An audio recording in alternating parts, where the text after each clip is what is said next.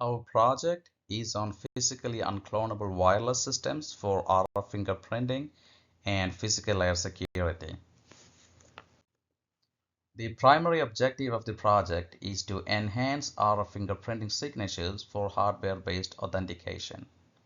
In traditional RF fingerprinting, we rely on naturally occurring intrinsic characteristics of the transmitter to serve as the fingerprints.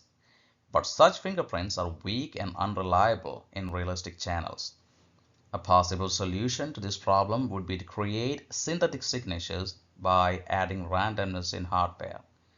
But this is a costly process in printed circuit board manufacturing, as each device would require a new mask.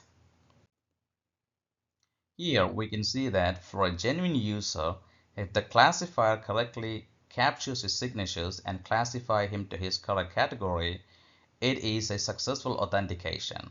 And if it failed to classify it as a genuine user, it is considered a failed authentication. But as far as an attacker is concerned, if he can somehow mimic the signatures of a genuine user and fool the classifier to get classified as a genuine user, it is considered a successful attack. And if it fails to do so, it is considered a failed attack. A cost-effective solution for introducing randomness in hardware is the laser-enhanced direct print additive manufacturing, which is a mask-free process. The randomness thus introduced gives each device a unique signature, which is reflected in the face of the received signal transmitted by that device. Here in the picture below, we can see that for CAA shown on the right, the phase values is angle dependent and diverse, unlike in a uniform array where the phase values are constant regardless of where we measure the phase, as seen from the figure on the left. We first developed a mathematical model of CAA, and simulations were done on this model as part of our experiments. Then we developed an actual test bench which consisted of 4 linear chaotic antenna arrays operating at 5.8 GHz. We used OFDM based communication with a bandwidth of 10 MHz in the test bench experiments.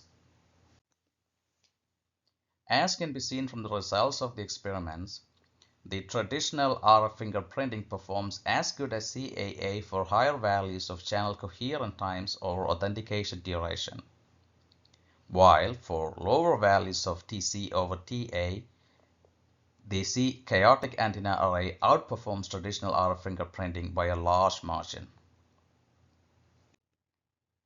Here is a picture of our test bench with 4 linear chaotic antenna arrays shown on the left, and in the middle we have the software-defined radio-based receiver. Towards the right, we have a 4x4 square chaotic antenna array. We can see from the array that unlike in uniform square array, the positions of antennas are perturbed randomly. With CAA, we get stronger signatures and more secure authentication compared to traditional RF fingerprinting techniques. We used a cost-effective method to introduce the RF signatures in antenna array. Channel coherence time, alignment with the authentication duration can affect the performance of the ML model, as seen from the simulations before. CAA-based authentication provides a more reliable and robust signature compared to the traditional RF signature. 3 PhD students are trained as part of this project. We were able to introduce chaotic antenna array-based hardware authentication to high school students at the Countryside High School cybersecurity class.